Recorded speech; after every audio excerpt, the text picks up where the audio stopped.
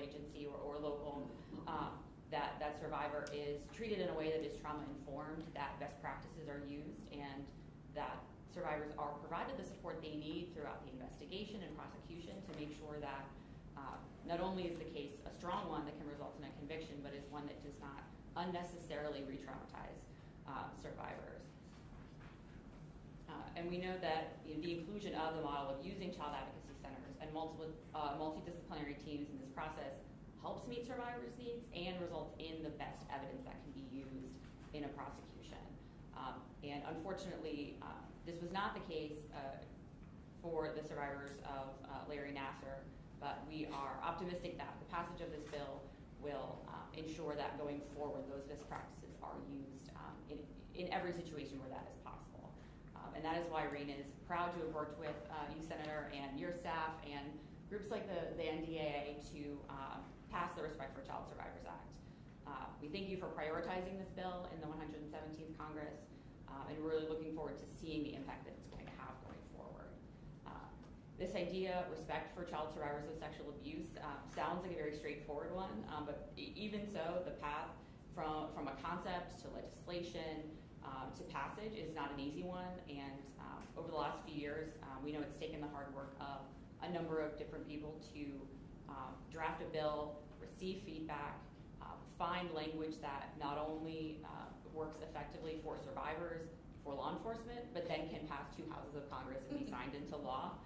And there are so many good ideas that don't make it nearly as far. And it took, in this case, until really the final hours of this past Congress, a time when so many bills are competing for time and attention and space on the dwindling agenda. And fortunately, this bill had a champion who was willing to ensure that it got the attention it deserved. All survivors of child sexual abuse deserve to be protected, to have their disclosures treated seriously, to have their cases investigated promptly and to the fullest extent possible, and to have their well-being and safety prioritized just as strongly as pursuing that perpetrator. As a former prosecutor, I was a member of an MDT, and I've seen firsthand the difference that it makes. And the Respect for Child Survivors Act will expand the reach of this vital approach that we know works and improve the response to reports of child sexual abuse. And again, thank you, Senator, for prioritizing this bill. Aaron, it's not exactly schoolhouse rock, is it? No. Maybe I'm showing my age. But, I'm just a bill on Capitol Hill, and getting it actually to a presidential signature is a pretty treacherous path. So, but thanks for the partnership with Rain. You've all been a great partner. So, Lisa, can you please tell the group the importance of the MDT model, how it works here at the CAC, and how it is in the best interest of the children and families that we serve? Absolutely. I thank you, first of all, for being here and for supporting the important work that we do at the Children's Assessment Center. It is the gold standard, as you guys mentioned, in child advocacy and in child sexual abuse investigations. And I think it's interesting that we're having this conversation today, and just looking back at our history as advocacy centers, it was because of the failures that we, 40 years ago, we didn't know what we know today, and we were harming children, not intentionally, right? Community partners working independently. It is why we're here today. It's why we exist. And when I think about the failures of the FBI and what this means going forward, that we're having this conversation and that there's opportunity for growth and development and collaboration is exciting. And I look forward to the changes that will come from this legislation. The services we provide at the Advocacy Center, we see almost 5,000 children every single year, and we are committed to the work that we do.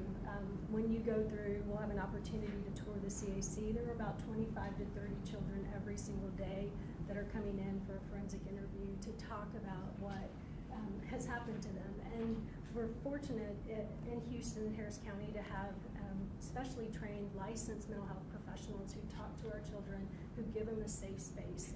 The most courageous folks who walk through our doors are 3 feet, little bitties coming through our doors and looking to us for safety and for healing.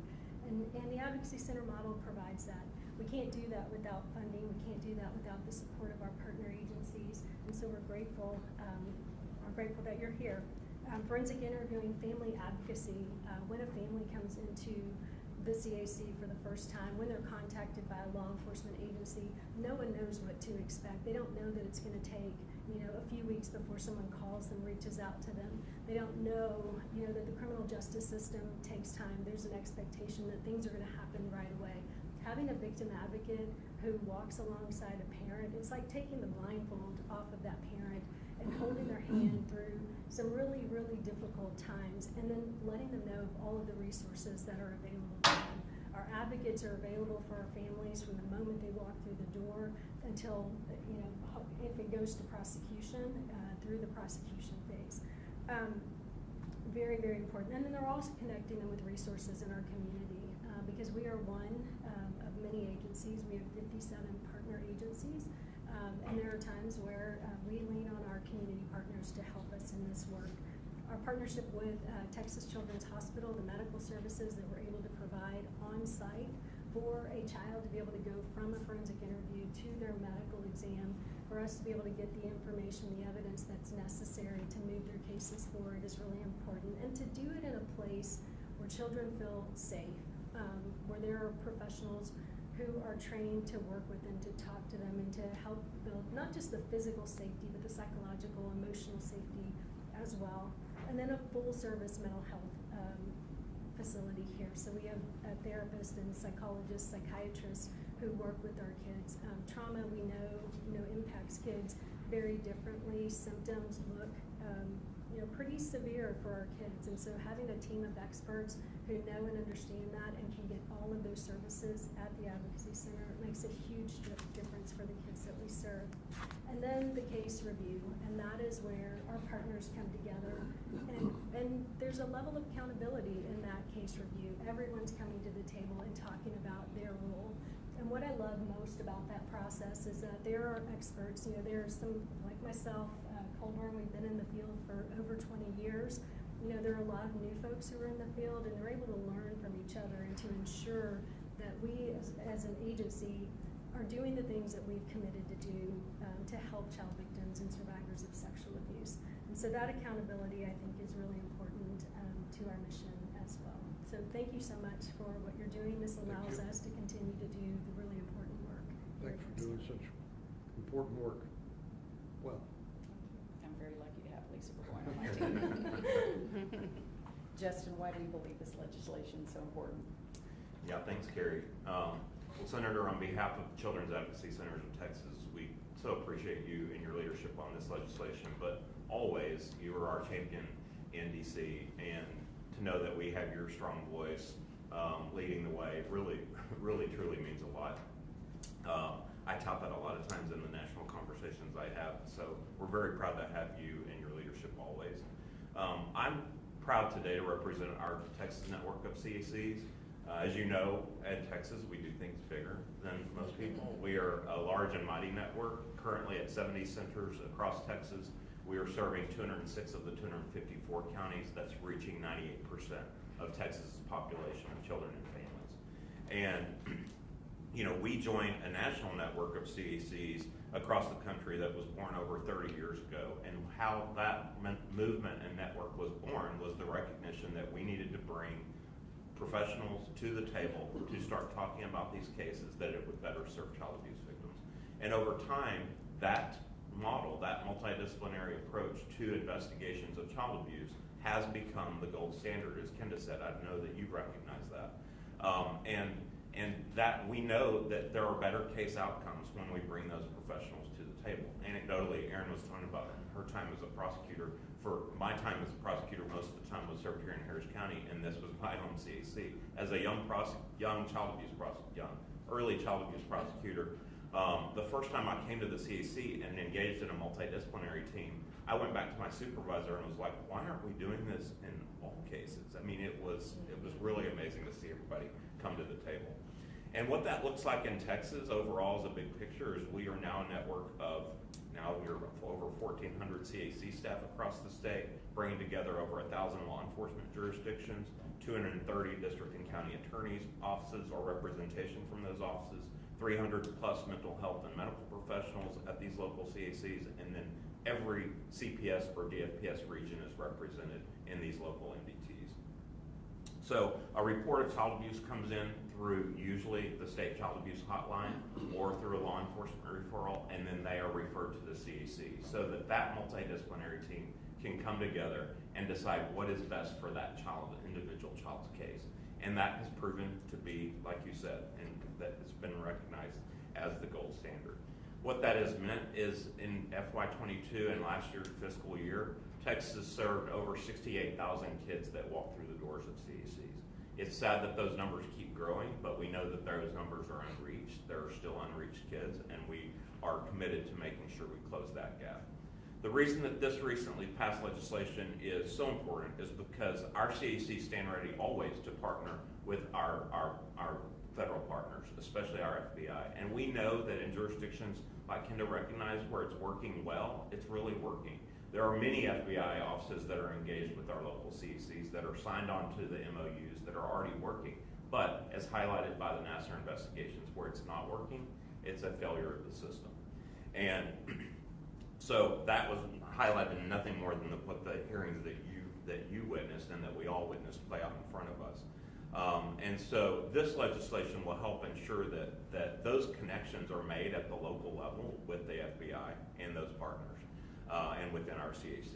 You know, I think about, Senator, when we sat at this table not that long ago in October after you heard those at the Senate Judiciary hearings in that previous September.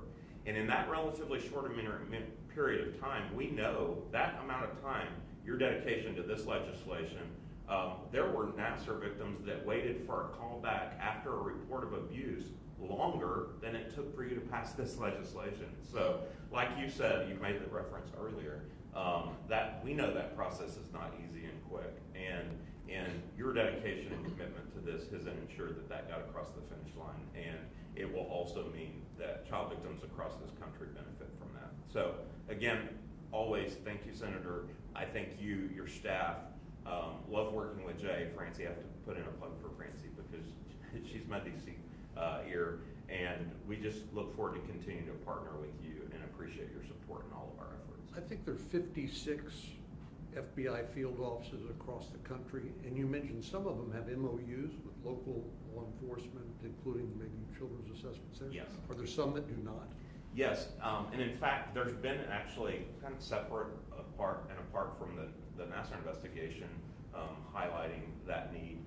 There's a national push with our national CAC network to encourage the signing of those MOUs with FBI and the local CACs, and we're engaged in that right now. So many of our local CACs, not just here in Texas, but across the country, are already signed on to that federal MOU with the FBI. And so there's a continued push to that, and this legislation just highlights that need is there. Well, if you get stuck somewhere along the way, please let me know, because the current director, Chris Ray, I think is committed to try to make sure things like this don't happen again. And I'm sure he would be responsive to any entreaties to try to encourage local field offices to sign those MOUs so there is that sort of seamless response. So thank you. I appreciate it. Don't worry, we'll reach out. Lieutenant Colburn, could you give us the law enforcement perspective? Absolutely, thank you.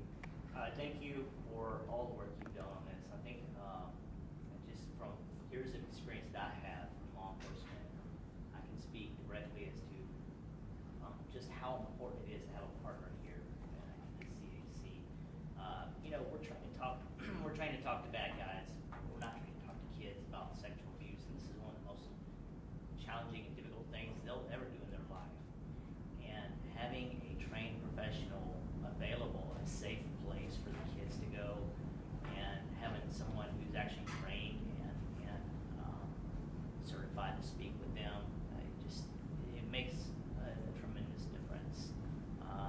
As a law enforcement officer, I'm comforted in knowing that I don't have to talk to young children about these things. I can have a professional talk to them.